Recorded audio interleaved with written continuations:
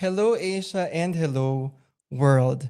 Amid the ongoing armed conflict, human rights violations, and restrictive environment, the military junta in Myanmar proceeded with their planned elections since they staged the coup in 2021 after the 2020 general elections. Staged in three phases, first on December 28, 2025, second on January 11, 2026, and the third place will take place this Sunday, January 25, 2026. It came as no surprise, of course, when the military-backed Union Solidarity and Development Party claimed most seats, winning 182 seats after the first and second phases of the staged elections. For context, across the different parliamentary levels, USDP only won 71 seats, while Aung San Suu Kyi's National League for Democracy won 920 seats during the 2020 elections, according to an ANFREL report. After the new political parties registration law was enacted in January 2023, NLD has since been banned. The current staged elections had been characterized by low voter turnout and reports of intimidation amid tightened security. In the lead up to the staged elections, those who opposed the elections have been met with harsh punishment under the new law on protection of elections from interference and disruption.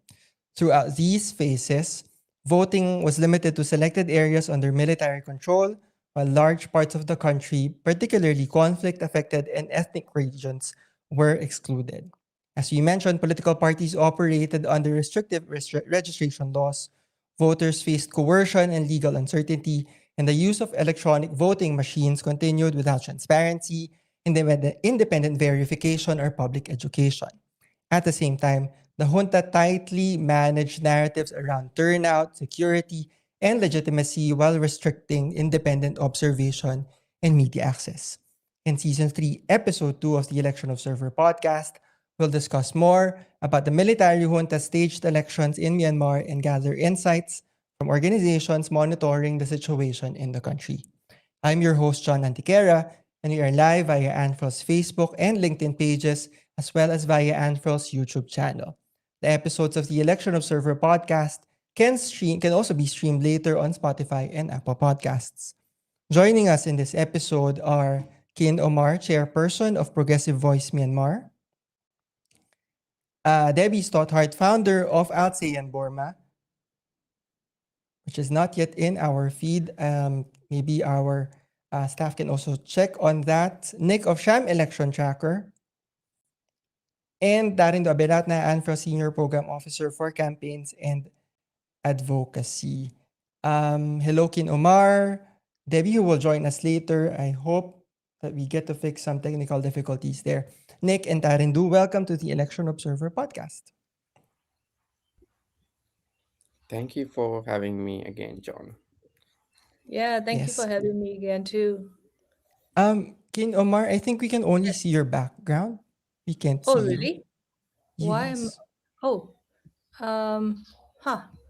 I'm not so sure why to do that. What do I do? You use Shall the I come virtual back? background, right? Shall I come back? Yes, please. You can leave and then rejoin. I'll add you to the feed later when you rejoin.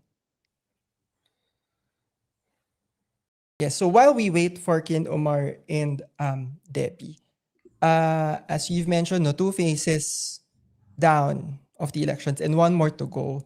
The military junta, of course, was very persistent and pushed through with their planned elections. Hello, Debbie. Thank you. Thank you that you were able to join us and figure Oh, out the the technical interface. difficulty. No, can you hear me? Yes, we can hear you. Okay, the interface See me? on this computer was not big enough to show the acceptance tab, so I had to I adjust the whole see. setting and everything. I Anyway, see. What I so about that's see. what about Kin, me? o- Also, I'm having hard time. Where am I now? Kin Omar, we can still see just your background, not you. So I don't know what to do. What do I do then? Maybe you can Maybe change this. blur. it's about the camera. Yeah, Now we can see you. Okay, we Now can we see okay. can. you now. Let's do that. Okay, now we can see Yes. you. Sorry. Yes. So, yes. Let's for my first question. No. As I said, two Let me phases of the just elections have been done, can you just hold and on 1 second? Just 1 second. yes, Yes, I think please. what we're having a problem is that now we're in this interface, we cannot access our other screens that have a lot of information. Uh-huh. Ah, I see. So we have some stats, and we have some stats. We have some. So anyway, so that's we can't minimize this screen to have access to other. Let's maybe go. for this particular screen you can just put it on the side with the smaller one so that you Yeah, can we access can't we also can't other. reduce it. That's I am having problem reducing the screen. It's just refusing to let me minimize. Let me go to Oh, settings and see. okay. Anyway, you're recording already. Yes, we are. We are live Sorry. right now. Oops. It's okay. Yes, so as I mentioned, Dot, two phases down and one more to go. And the military junta, of course, has been very persistent and pushed through with their planned elections despite criticisms from the international community and amid the current situation in the country, particularly the ongoing armed conflict and the restrictive environment marred with human rights violations.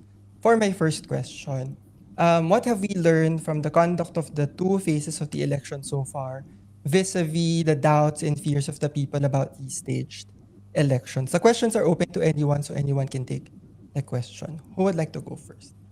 Yes, Debbie. Firstly, I think we do need to recognize that the military junta needs this election more than the people. Mm-hmm. The military junta lacks de jure legitimacy. They launched a coup that even broke their own military drafted constitution. They Mm-hmm. lack de facto legitimacy because they don't control the majority of the territory. More than half of the territory is controlled by the resistance. More than 50%, another 25% is being contested. The junta has only control of 1/4 of the country. So Mm-hmm. they don't have um, stable footing on either the legal camp or the de facto camp on that those sides, and that's why they needed this sham election, because Min Aung Hlaing needed to justify his toxic masculinity when he launched the coup because he couldn't become president and he didn't want to lose power when he retired. Yes. That was the basis of that, the loss of the potential loss of power. He wants to justify that he was correct in launching the coup, and the military junta itself wants to justify the fact that they had a legitimate basis to commit atrocity crimes. I mean, in the Mm-hmm. past 5 years, I think Ken Omar and Nick, maybe Kin Omar and me, probably because we are the older generation, so we have a more historical memory. But Mm-hmm. in all the years that we have been human rights defenders on Burma, we have not seen this level of violence. The Mm-hmm. intensity of violence has been quite horrific. So people are worried. They say, "Oh, now the junta had this sham election, and then it will prolong its military rule." Yes, they've been trying to prolong. They want to prolong their military rule. They want to justify their military rule, but the facts on the ground are such that they can't deliver the promise that they're making to the regional community and to the population that somehow this sham election is going to make things better. Mm-hmm. Mm-hmm. How about the rest of the guests for today? Maybe Kin Omar can go next. Yeah, sure, sure. I mean, like, I totally agree with what Debbie just shared. Also, like, what I want to share is that even there were no military operations, or like, there were no militaries, like this physical, like real violent acts against the people, I still Mm-hmm. don't think the people will actually support this uh, sham election at all. Also, because I think it's very clear, like, from the voters turnout in phase 1 and 2, you can see very clearly how it's different from 2020 election and the current one, right? The military is orchestrating. So it's very clear that people are not people have, in fact, I mean, of course, the 2020 was the time when they actually show already proved, to the world, like which government that they won and they actually elected. So that was very clear already. But again, also when the military robbed their votes and staged a coup attempt on February 1, 2021, and then people, all over the country started to show their like a categorical rejection of the Honda's coup attempt since then. But again, also like right before the first phase started on December 10, you could see that people actually joined the silent strike, uh, like showing their, like a rejection of this so-called election or electoral process. So it's, to me, it's very, very clear, like, I mean, in the first phase, second phase, how low the turnout of the people. I mean, it showed very clearly also, in spite of the intimidation, harassment, and even threat. And knowing that, people know that, there are people who've been arrested, but still they trying every means and ways possible they could to avoid from going to the police station. So again, to me, it's very, very clear of people's, aspiration and their genuine will. Yeah. This is not from me, no, as Debbie said. No. Maybe we can hear from the younger generation, Nick and Tarindo as well. What has been your observation in the two phases of the elections that has happened so far? Yeah. So like, oh, you can go first. Nick, you can go first, and then I'll jump in after. Yeah. Okay. And there is no like a lot to add. But Debbie also mentioned the election is like happening in 1/4 of the whole country, right? So like we as a member of Sham election tracker working group, we got to see like four patterns from both phase one and two. The first one is the election just follow like control, not for the citizens. In both phases, like it only took place where the military already like exercised their firm territorial control. So like the entire regions affected by conflict or displacement, or if there is a resistant forces presence, were excluded, and it's not because like they cannot do it. Like it's just design. It is their design. So like that shows the election were not really intended to represent the whole country, but it was just like collaborated to reflect their reach, and it's not about the people's will. And the and also like and Aniki Omar also mentioned coercion, and that is also like another consistent feature from the both phases. It which is the normalization of the coercion across both phases. The part all the participation occur in heavily like securitized, like the security forces, soldiers and police and intelligence. You wouldn't see that in Yangon or like big cities, but if you really look at through all the news and the report from some other areas, you will see like the military presence was like really big. So like that really shaped the voter behavior. People were really voting in like fear. So like under these conditions, it's not about like political expression. It's more about like we want to avoid the risk, so we need to vote. Another thing is that repression was just built into the legal framework already. Both phases like operated within the same repressive like legal architecture, right? The party laws, the criminal penalties, and everything is already in this sham election. And also like technology, it might be like familiar with the young people, but not for the older generation. According to some of the information that we got, they didn't know like how to really vote. So it's not to make the election more like free and fair. I mean, it's already a sham election, but they just want to make people confused. So like they don't know how to vote with the machines. So these are the four patterns that we saw from our um, news and informations that we got, and we yeah, that is all for me. Yeah, just to add, like I think Debbie, Omar, and Nick like mentioned many of the things, but remember, John, that like we had a couple of podcasts earlier, like we had Yes. some predictions, how this will go, right?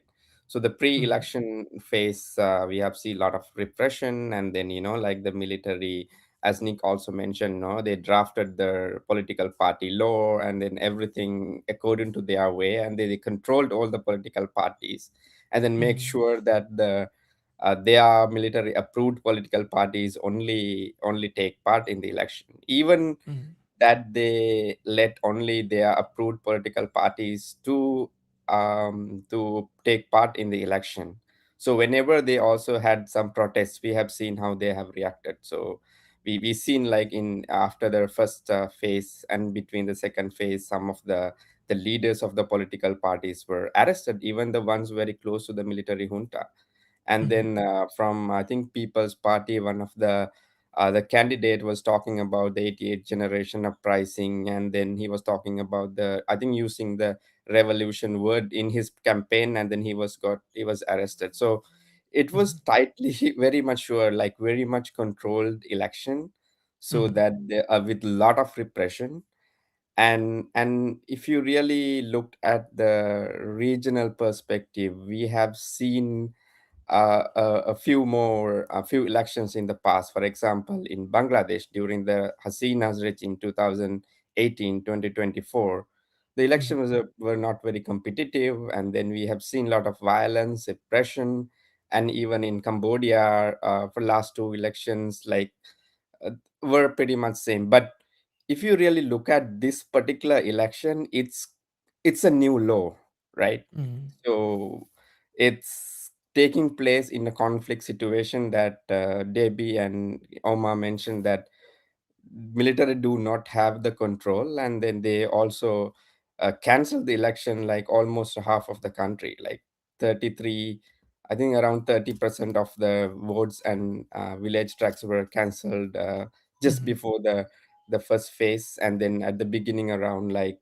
another 30 something townships were cancelled, and then third phase that they wanted to have a certain number of townships to have election, but they were again cancelled because simply that the military or they don't have the control over the territory itself and the pressure and all. So I don't know how it's going to impact not only in the Myanmar, but also regionally, when the democracy, the election conducting of this kind of fraud elections, like create a new law, and then it also will have a regional impact at the end of the day, and an international impact for sure. Mhm. Yep. Among the issues groups raised with these elections is that they would only escalate the ongoing conflict in the country. Of course, it goes without saying that the conflict has cost people's lives and displaced many. But for my next question, how is the current situation, security situation in Myanmar, and how did that impact the staged elections? Yes, Debbie. Um, okay, before I go into the conflict figures, I just wanted to pick up on what Tharindu and Nick said. Sure. It's not just the old people who couldn't work out how to use the voting machines. Mm-hmm. The junta's Union Election Commission couldn't use their own machines either. So Oh. there were many mess ups. And the if you have you tried to visit the UEC website? It's been down since December. Mm-hmm. I mean, it's incompetent. It's incompetence and fraud, and the UEC even miscategorized the state, Karenni state, Kaya state, Mm-hmm. as part of Karen state. It's like Mm-hmm. saying that Kuala Lumpur federal territory is in Johor, or it's like saying Jaffna state is in Kandy. You know, Mm-hmm.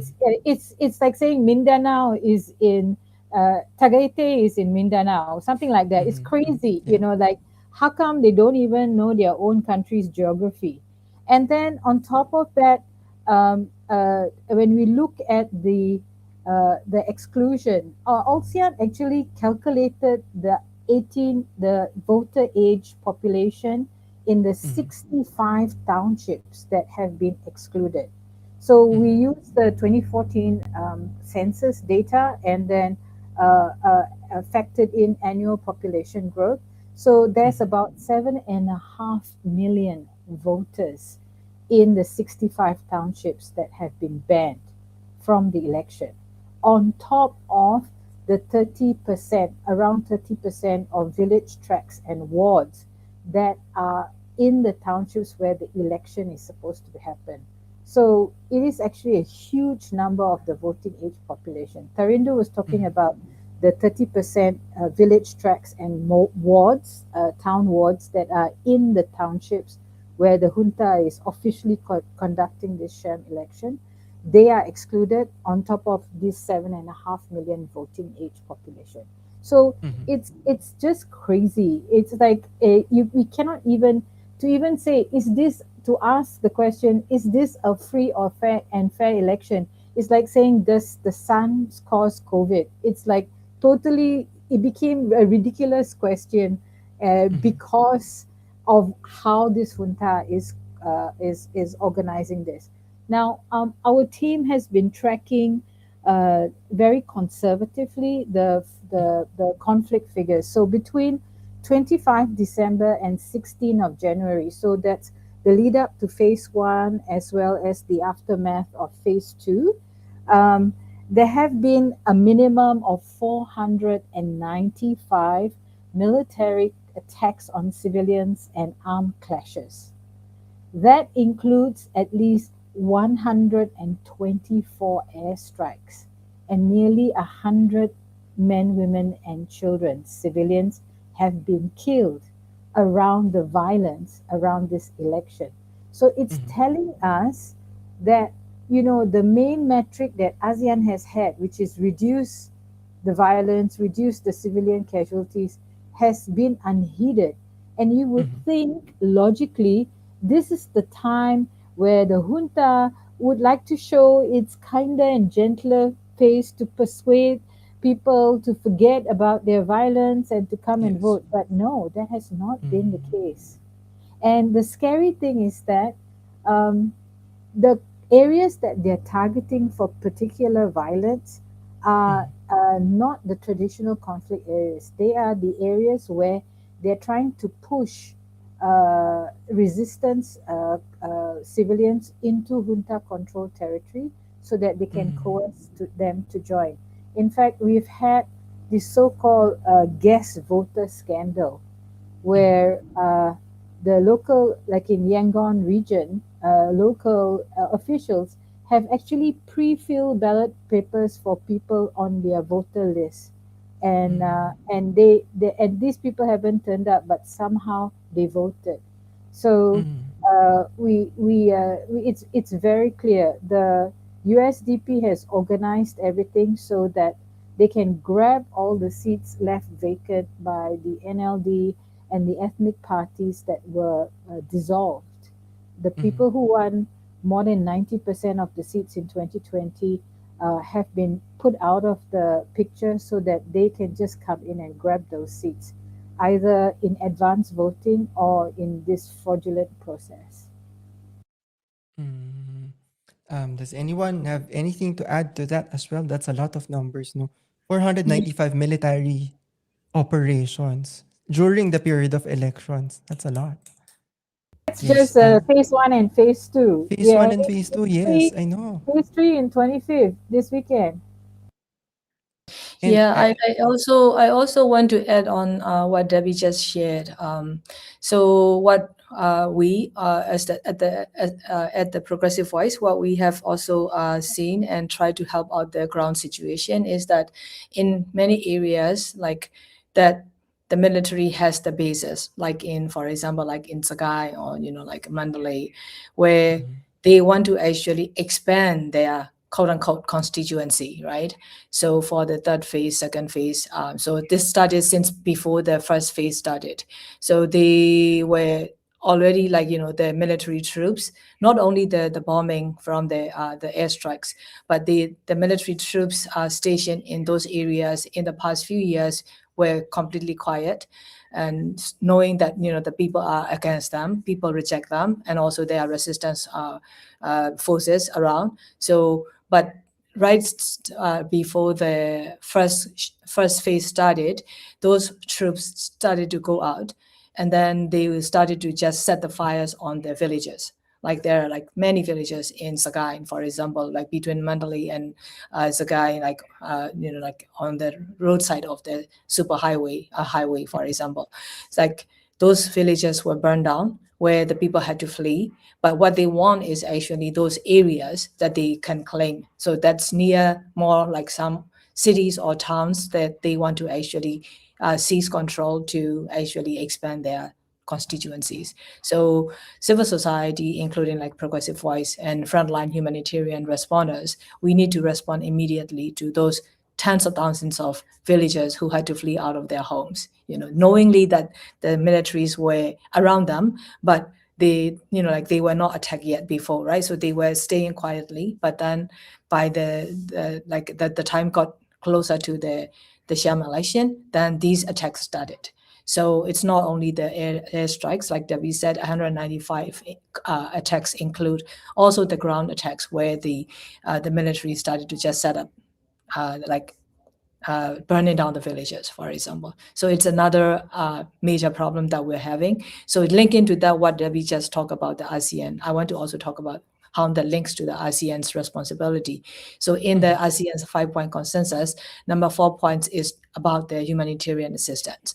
And I learned from their own ASEAN summit decision statement from October 2025 in the particularly on the point 25, talks about like ASEAN to provide humanitarian assistance with no discrimination to ensure that conflict-affected communities are able to receive it, even from through the border to areas where it's needed. So now, like, it's because of this Sham election, there is an increased number of internally displaced population, which is who are in the clearly, like, they're desperately in need of this emergency humanitarian life-saving support. And now we really need the ASEAN, not only, like just put the words in the statement. We really need them to take the action, because now humanitarian crisis, just the catastrophe just got intensifying because of this young election.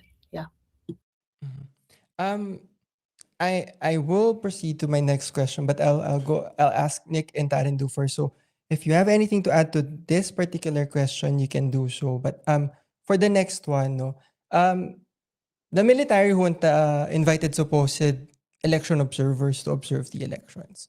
They came from Russia, China, Belarus, Kazakhstan, and Cambodia. I saw in one report from the Global New Light of Myanmar, which is a government daily, where these supposed observers only had good things to say, obviously, about the elections. But numerous independent election observers and monitoring groups did not observe the elections precisely because of the situation in Myanmar. As organizations monitoring the situation in Myanmar, what have been the challenges that you faced in gathering information and shedding light on the real situation in Myanmar? And we can also include in the discussion as well the media, no, because there were international media who covered the elections, and I was wondering if you were able to monitor particular challenges for them as well in covering the elections. We can start with Tharindu. Yeah, I mean, as you said, there were some countries send some delegations to see what's happening there. Don't want to call them as observers itself, because it's those are not really election observation. Those are, bilateral arrangement from different countries, the diplomats and then the representatives. And mostly, if you really see their route where they went to see the elections, it's like Nepido or Yangon mostly. Mhm. So we have seen a lot of international diplomats from countries like Russia, Belarus, Cambodia, and then Vietnam. And they went mostly the Nepido, the where the the military control their, like their headquarters, the Mhm. place where mean online, the cast is vote. So that's not really observation. When like when it comes to the observation, it has to be spread, and then you have to geographically cover the areas, and then you have to see the holistically what's happening in the, not just like particularly go to the centers, the places where you really the military set up the polling stations to just to show to the world that it's this election is good. Like it's a bilateral arrangement from the countries that support junta at the end of the Mhm. day. Mhm. And the most of the credible election observer groups domestically and internationally both, who took part in like 2015 2020 elections, were not in present. So we know the ANFREL, we did not observe, we did not seek the accreditation from the military controlled UEC. At the Mhm. same time, the credible groups like EU, they declined, and then they also said the current situation is not, due to the current situation, they are not sending the observers. So when you see the credible observers like ANFREL, EU, and then the other ones decline to be take part in election, that also you can see a sense that this where this is heading at the end of the day. If you really see the domestic groups in 2015 2020, there were plenty of domestic election observer groups Yes. who conduct the observation. They had their reports, and Mhm. then they were able to freely observe. But this time we haven't seen any credible, even the domestic groups have observed. Like for example, in the last two Cambodian this similar type of elections, which were not really Mhm. participatory and all, like the Hun Sen, the regime was able to deploy their own youth, the political party youth wings and all, to sort of give the rubber stamp as domestic observers. Haven't Mhm. even seen that kind of like the participation in this particular election. Like junta was not even able to mobilize their own like pro military fractions Mhm. in Myanmar for this election. And of course the credible observer groups did not take part. So and also, like in a situation where the active conflict is going on, how do you really observe elections as freely, that you how do you have the freedom of movement, have you covered the Yes. geographically the country? So it's it's impossible in this particular situation, I think. Mhm. How about you, Nick?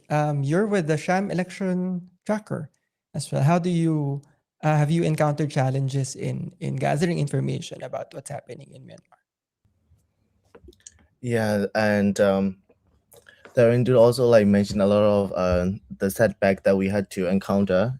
I mean, even Mhm. before setting up this group, because like we didn't really set up to track like everything that happened on the election day, but we trying to Mhm. like see the whole pattern, because like there is that control, the presence of the soldiers and police and everything, and also like they are putting everyone in jail just because they are just saying like something about election on Facebook. So like if we trying to get the information from the people on the ground, if that those people are not really familiar with all those security practices, like we are sacrificing their like safety. So like it was not our priority, but we trying to work with the civil society actors in those regions and also the analyst groups, and so that like we can get all the information from them, and also closely working with medias, so we also have like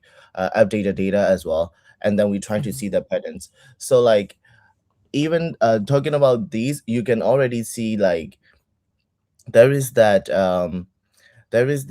access to the information is really restricted uh, during the election, also even before the election, and Mhm. also the military like using the like state media and the newspaper and everything just to spread their propaganda. But this is very funny. But I'm just gonna mention is that the UEC website is down since like January 7th. So Yeah. like, like even accessing to their own website from us just to get the information is not accessible. So like, Mm-hmm. that is something that was mentioned. Actually, And Nick, it was the website was down since December, not January, not this month. We Even started okay. looking longer. at the website before phase one voting, and then we were going like, "Oh my God, this website is totally down," Mm-hmm. and they're just using the mouthpiece Global Light of Myanmar and those Yeah. junta control media as their mouthpiece. They don't even have a functioning website. That's the crazy thing. Mm-hmm. Yeah.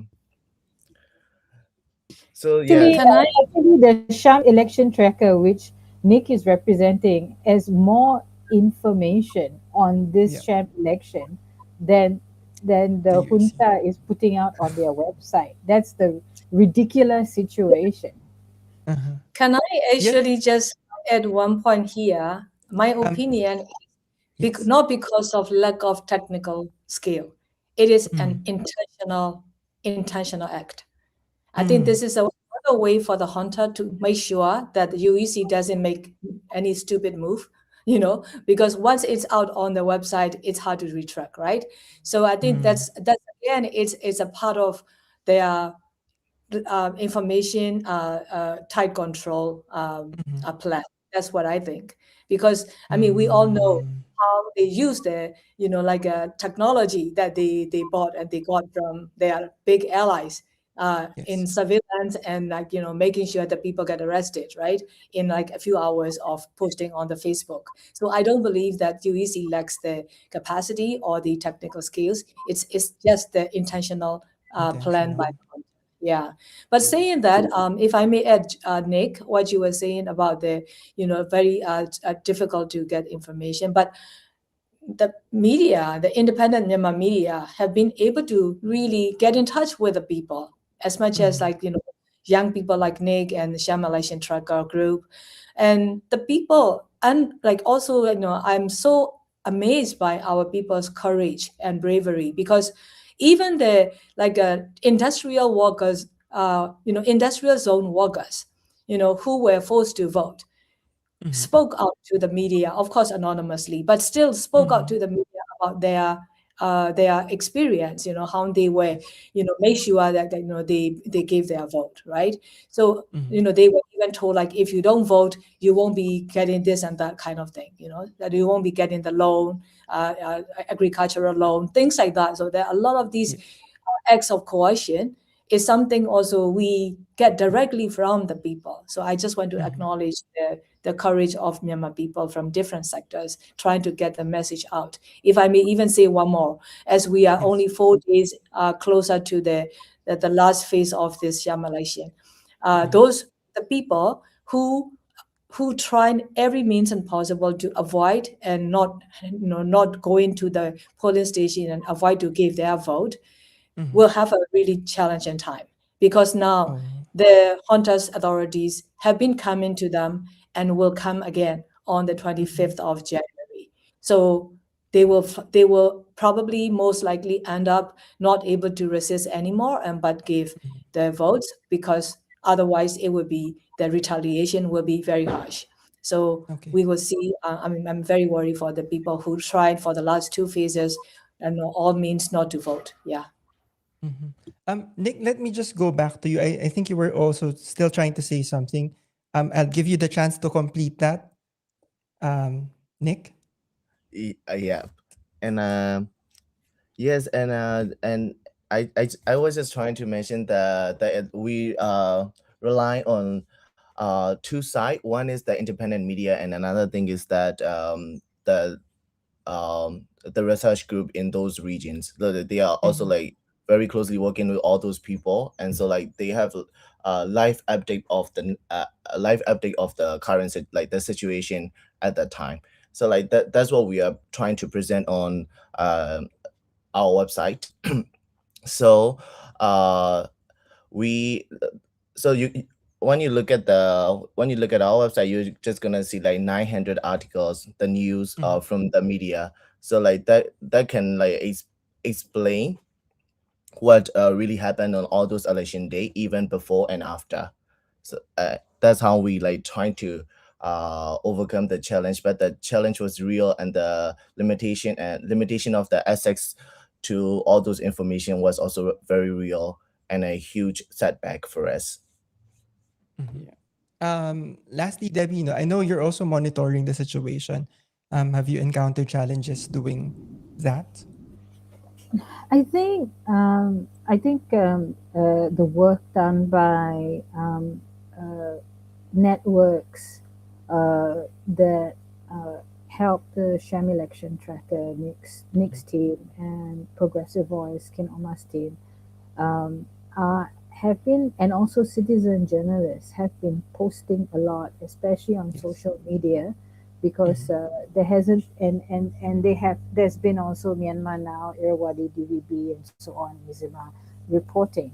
So we have actually had our team working through the Christmas period because of this sham election, and have been producing digests summarizing all the published information.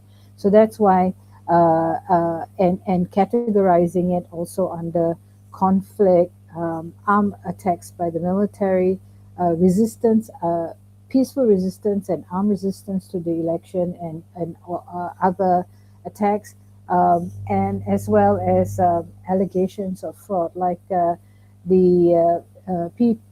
People's Party and the PPP have actually been getting very angry and upset and making complaints about fraud. I think we could also see a number, the one of the parties that's aligned with the junta even announcing that they will, basically they're supporting the Rohingya genocide, and they agree that that will be part of their policy platform. So we've seen a lot of very shocking, but also a little bit unsurprising. What we expected is unfolding. What was really quite surprising is that before the election, there was all this hype that somehow the election will allow a return to business as usual. But the junta has actually announced, disclosed that they want to do another wave of forced conscription after voting. And when Khin Omar is talking about the intimidation, many people have avoided voting. What we saw, and we have people on the ground who said they didn't want to vote, but local officials actually phone their homes to the household heads of household, saying, "We know who is registered in your residence, Yes. and you have to make sure they come and vote, or else there will be problems." And many people were afraid, that they felt compelled to vote. Two reasons. One is they were worried about their younger family members being subjected to forced conscription, especially after the junta announced that they will have another wave of forced conscription. And the other one was young people and traders hoping to cross the border for border trading, or to fly out of the country for studies or work. They were told, you will not be able to leave the country unless you vote. And people who were on the ground, there's so many military checkpoints even in Rangoon. There were some checkpoints on the outskirts are demanding people to give them the voter registration number if they want to pass the checkpoint. And then I think ANFREL and everybody has documented the scores of people who've been subjected to these crazy, horrible jail sentences for opposing the election. Some people were warned, if you don't vote, you will be considered as opposing the election, and you could go to jail for up to 3 years under the election protection law. So those kind of intimidation is very high. And then people are not actually the potential hype about having better economic, some economic recovery. is not showing up. The Myanmar chart is not strengthening. In fact, what is happening is that the price of gold is going up in Myanmar. And usually, when there's a high demand for gold, it means people have feeling extremely insecure and they have no confidence in the national currency. So it is actually going against the kind of hype and the hope of the military. So Yes. if we are, I mean, ASEAN government should be extremely worried. They should be extremely worried because the the political and the economic instability in Burma, Myanmar is not going to ease. What is happening is that the way this election, this sham election, was organized, and all the violence and the coercion and the fraud and incompetence around it is really making things much worse.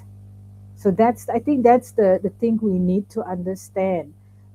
It's people hope that okay, this could be something like the 2010 election, and eventually Aung San Suu Kyi was released, and then the NLD managed to go into parliament through the by-election process in 2012, and then blah blah blah.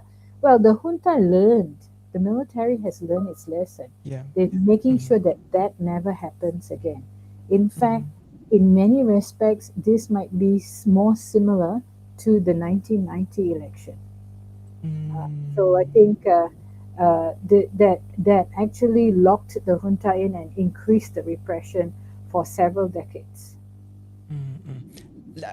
Allow me to try to connect what you said about other countries, particularly countries in ASEAN, that they should care about what's happening in Myanmar towards my next question. No? Of course, one of the primary goals of the military junta, if not the only goal, is to dress itself with a supposed veil of democratic cloak by staging an election, legitimizing its claim to power and govern.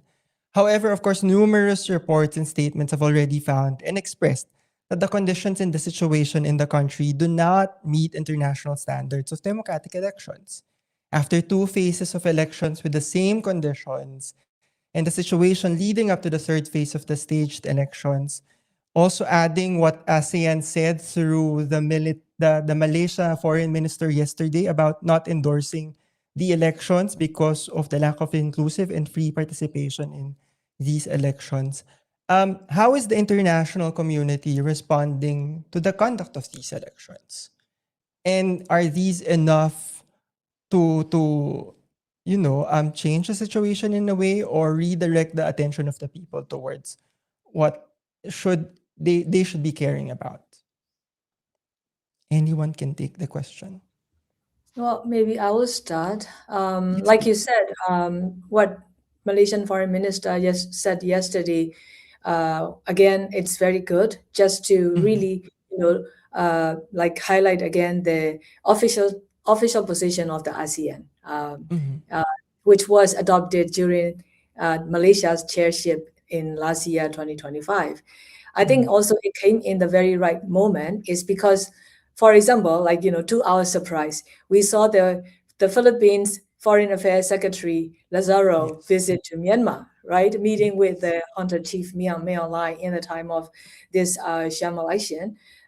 We were, as a civil society, who've been, really like looking forward to the Philippines chairship, hoping that the Philippines, previous record on Myanmar will actually get on the right track. But then all of a sudden we saw Lazaro's visit and meeting with May Online, giving some positive comments, and that kind of like, worry us right away. And then Yes.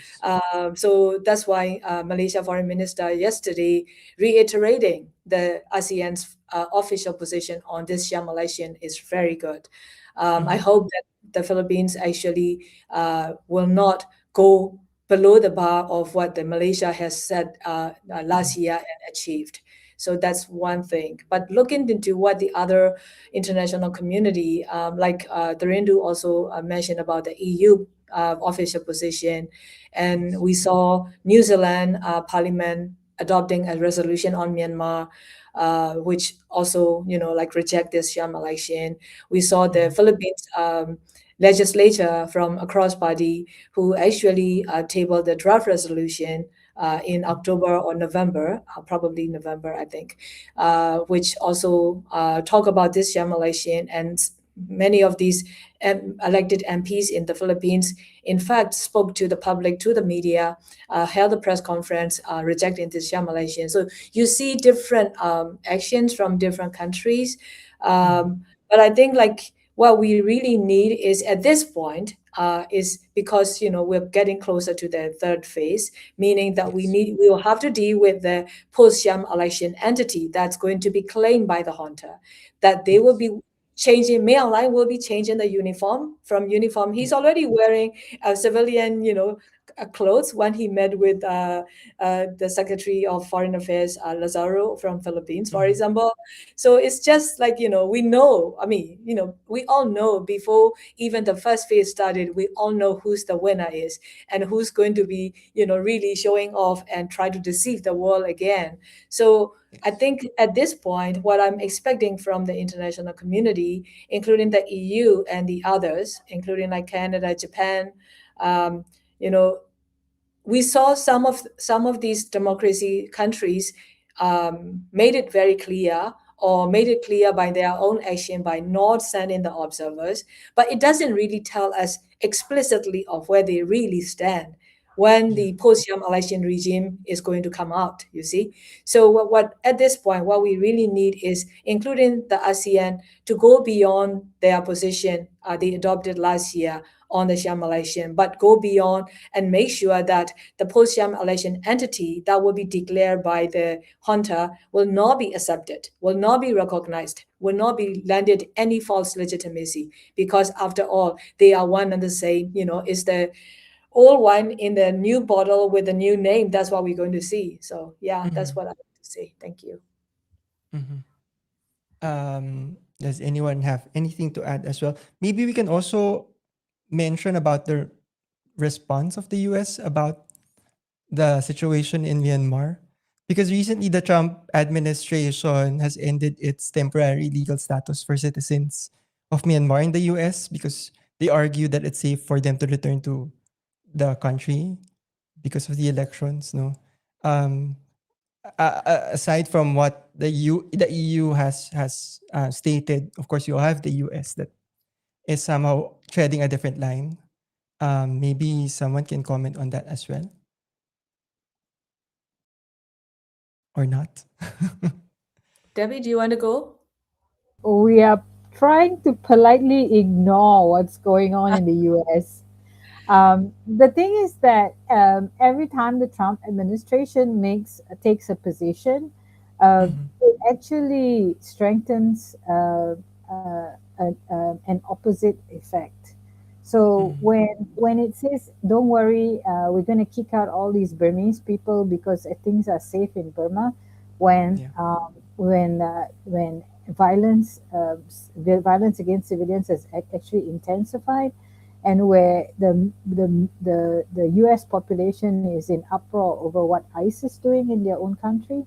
So I think it tells us, it gives us an understanding that we have to believe that what Trump is saying is the opposite of reality. I think that unfortunately that's the case.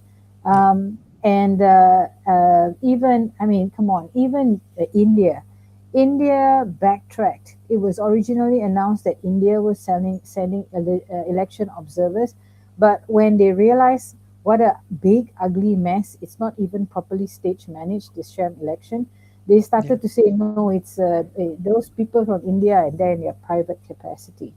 Even Malaysia, actually, we have to thank Min Aung Hlaing for strengthening Malaysia's position on this sham election, because last year the foreign minister of Malaysia went to Naypyidaw to try and talk about inclusive and to actually talk about reducing conflict as the main metric. And they kept saying, you must reduce conflict, you must reduce not just Malaysia but ASEAN.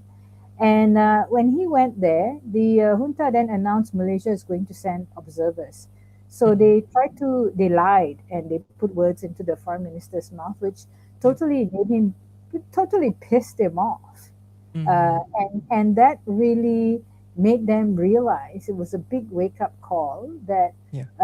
they cannot trust this junta and they have to be extremely careful dealing with them. And I think, the conflict figures, the analysis, it was pretty clear to Malaysia that if they somehow endorsed or gave legitimacy to the sham election, they will be blamed for the resulting violence that the violence that's been connected to the sham election, and that will and we will actually, unfortunately, probably see more violence.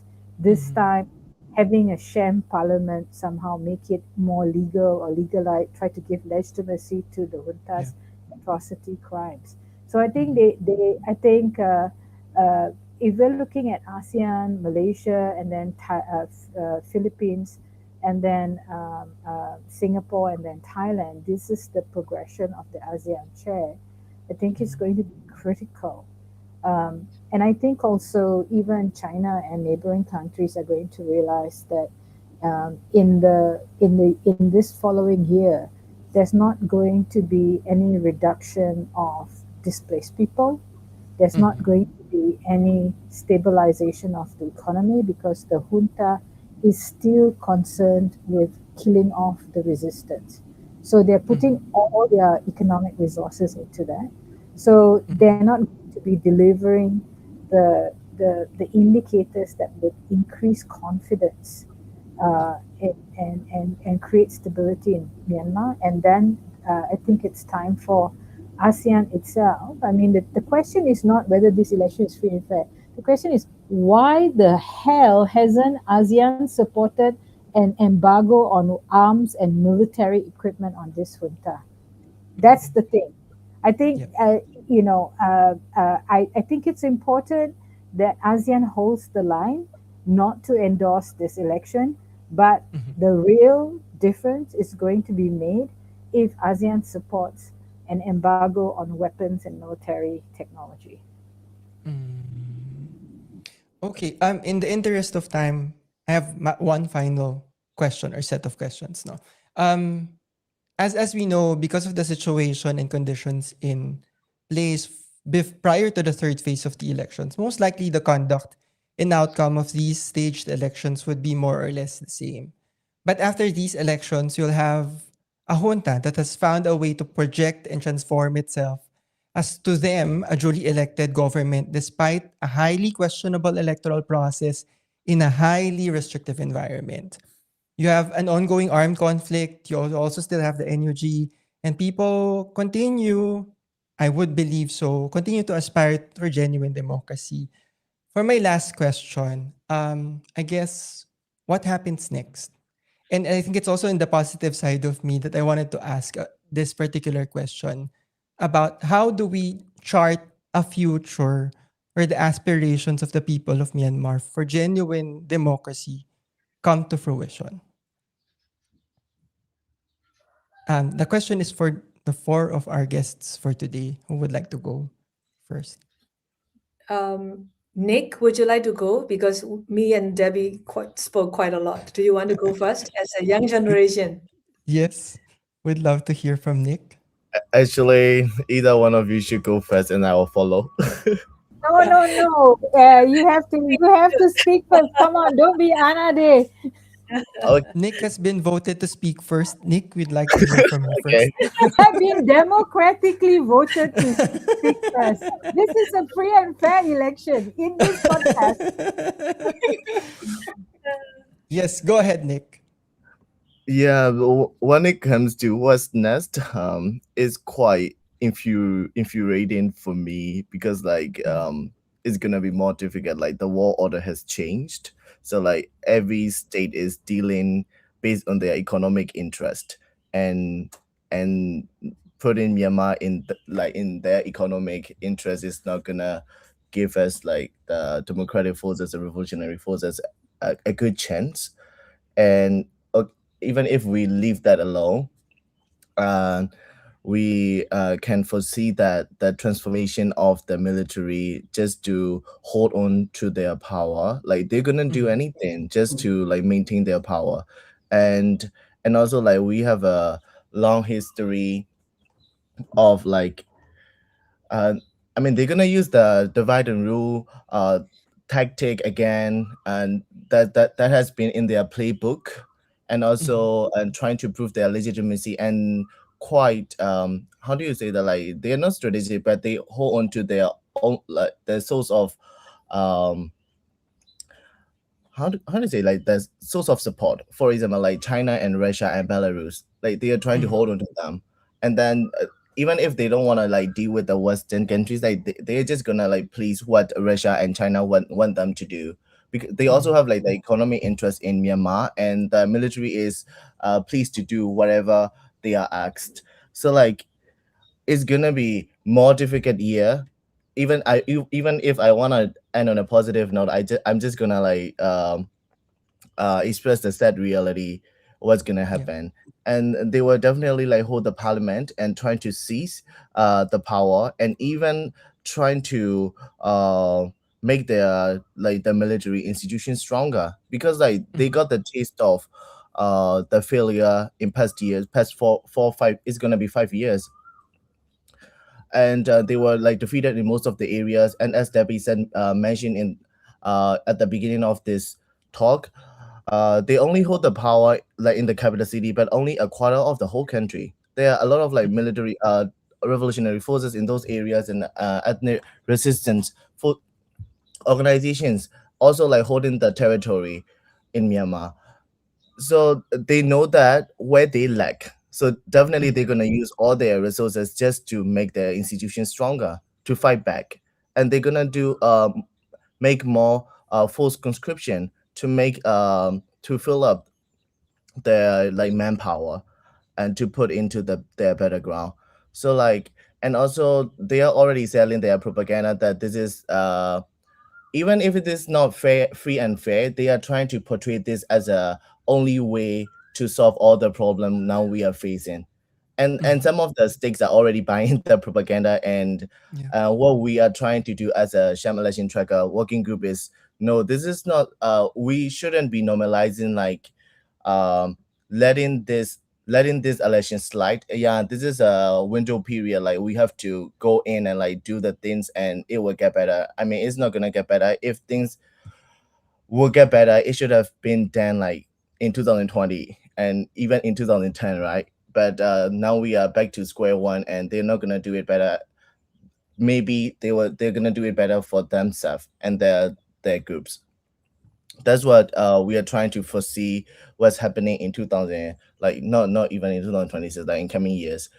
So like trying to destroy their propaganda, and this is not the only way forward. Should be at the core front of our advocacy work.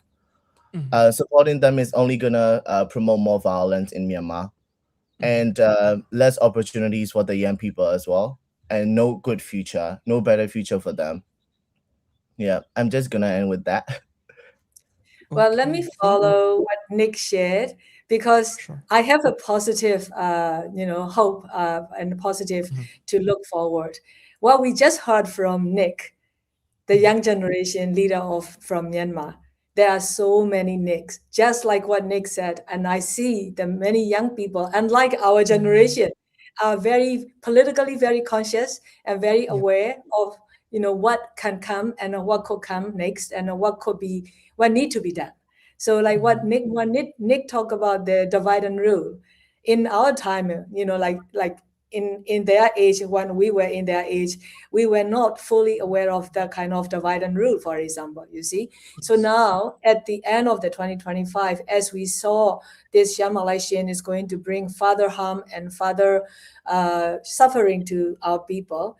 The very important part of the people's movement or the people's revolution is that forces of the people's revolution, whether they are armed or non-armed and non-violent, and civil society, and like academics or young people among themselves, women, youth, are all coming together. There are more coordination among, like what Nick talked about, the advocacy. There is well coordinated advocacy. So to me, these are all very positive, because this is where the hope for Myanmar people and Myanmar people's future, young generation's future, lie with the young people who are really not giving up, but very firm with their principles and moving forward. That's good to hear, no? Who do we elect to go next? We still have Tharindu and Debbie. Maybe I'll go next. So Okay. usually, like when you see a situation, like post conflict election, right? But like in previously in Myanmar also, we have seen, like before conducting election, there were some consensus building, like there were some a genuine like a sort of a peace attempt to bring people together to the table before conducting an election, and then situation will get better after the elections. So but we haven't seen any that kind of genuine attempt to like to build the consensus among the stakeholders before this election. So what is going to happen, as Nick and Omar also earlier mentioned, so the situation, the people of Myanmar will continue to resist this whatever the parliament or the legislative body that the junta is going to form. At the same time, we have seen, like for example, when we talked about the ASEAN. So the in ASEAN, it's very much fragmented. We have seen, like the some ASEAN members being continuously supporting the military junta, while some others are resisting, and then like they are calling for more accountability and all. I think that will continue. We hope that the chairmanship of Philippines, as Omar also earlier mentioned, like will not go beyond the lower than what Malaysia built up last year. So I think as international community, as the civil society from Myanmar, we have to continuously advocate for the international community to engage with the not like they not with the military junta, but there are a lot of other alternative mechanisms, like in a regional level and in the national level, like there are in UG, and then there are other regional mechanisms that the Myanmar people itself building in we have seen in Mandalay, Sagain, and then Karenni state, and those things should be more strengthened, and then probably that's going to happen. The people will resist, and they come together, they build their own alternative mechanisms, that they will not accept the military junta, and then they are the parliament that they are going to form. So I think that will continue, and then in coming 2026 and further. Okay. Last but not the least, Debbie. Um, in keeping an eye on in monitoring the conflict and violent situation, we've seen a disturbing trend that the violence around phase two of the election is worse than around phase one. And as Khin Omar expressed, those people who managed to avoid voting are probably going to be subjected to more violence and coercion to force them to vote. And because the junta is panicking that they've not been able to get enough people to show up. In fact, one of our informants on the ground in Rangoon, where the junta is supposed to be in very much in control, she was forced to go and vote. And when she went on the afternoon of the 28th, she was surprised to see that compared to 5 years before where she voted, the polling station was deserted, and many people had not signed on the voter registration, the sign-in list. So many people had not voted in that station on the first phase one. So we could see that there is a danger of increased violence.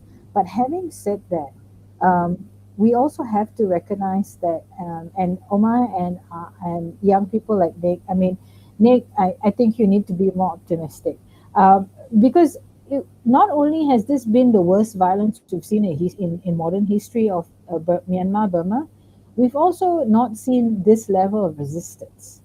And it's not just Mm. resisting the junta, it is actually building, as Tharindu said, they're building local governance that is very much engaged with local people, not top down, but actually bottom up type of federalism. And this is very Mm. exciting that in the midst of all this violence, people are doing that. In fact, young people were 73% of the participants in the inclusive federal economic policy, which drafted a whole framework across 8 sectors for, basically economic policies for the future. So people are actually not just resisting the present, but actually trying to create the future.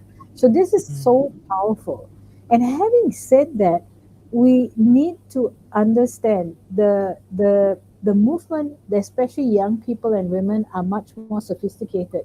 They recognize divide and rule, and they are trying to resist the divide and rule strategies. Mm. Unlike the older male-dominated generation, I have to admit that. I might get in trouble, but I have to admit that. But also, we have to understand that the junta's domestic support is diminishing. The Mm. junta has been imposing all kinds of taxes and restrictions to squeeze money out of the local civilians and the business community, including their own cronies. So we are seeing businesses move their property and their assets to Thailand and Singapore and other countries, because even though they support the junta, they know it's not profitable to deal with the junta anymore. So we are actually going to see this kind of kleptocracy coming back, where the junta, even most recently, government to government organized migrant workers were suddenly stopped from flying. They turned up at the airport in Mingladon and they were stopped. And they were told there's a new rule, you have to go all the way to Naypyidaw, queue up and ask for a permit to leave the country. So this is also another money-making scheme of the junta. So we can see the junta is trying to squeeze as much money out of the situation as possible. They're losing their traditional basis of economic support. And if they can't do that, then it's not going to make the international investors happy. With more forced conscription, they're going to lose a lot more young workers. So what they say and what they do is radically different. And I think that allows also for us to push forward the revolution agenda of creating a genuinely democratic federal system. And I think also when I look at the 2010 Sham election and the 1990 Sham election, what we saw is that this generation is much more vibrant. Our young team at ALTSEAN, they've already produced about 8 election digests, including a very comprehensive overview of phase 1, and phase 2 is coming out today. So we can see that people are really, despite all the constraints, they've been really resourceful, really committed, and pushing forward agendas in a very sophisticated and united way. So I think we really need to support the process. And this sham election is, in many respects, manifesting all that is wrong about junta. Mhm. Okay. I, of course, understand Nick and Tarindu's pragmatism about the situation, but I also appreciate the optimism of Debbie and Kin Omar's hope and faith, of course, with the young generation. And that concludes. That was my last question. Thank you, Kin Omar, Debbie, Nick, and Tarindu for joining us today and for sharing your insights about what's happening in Myanmar. We really appreciate it. Thank you. Um, I Thank would have to I would have to remove you from the feed so that I can formally close uh, the Thanks for having us. show. Thank you. Thank you so much. And of course, that has been the Election Observer podcast uh, episode on the Myanmar staged elections. This episode is co-produced with the ANFREL campaigns and advocacy team. Get the latest news and updates about ANFREL programs and activities through our Facebook, X, LinkedIn, and TikTok pages. You can also subscribe to our YouTube and WhatsApp channels. Please follow the Election Observer podcast on Spotify and Apple Podcasts. Thank you for joining us again today. I hope we learned a thing or two about the situation in Myanmar and continue to be vigilant about what's happening there and continue to care as well, no? And if you are part of ASEAN or other countries for that matter, I hope you send a message to your governments that they should care about what's happening there because it matters and we should not turn a blind eye on what's happening in Myanmar.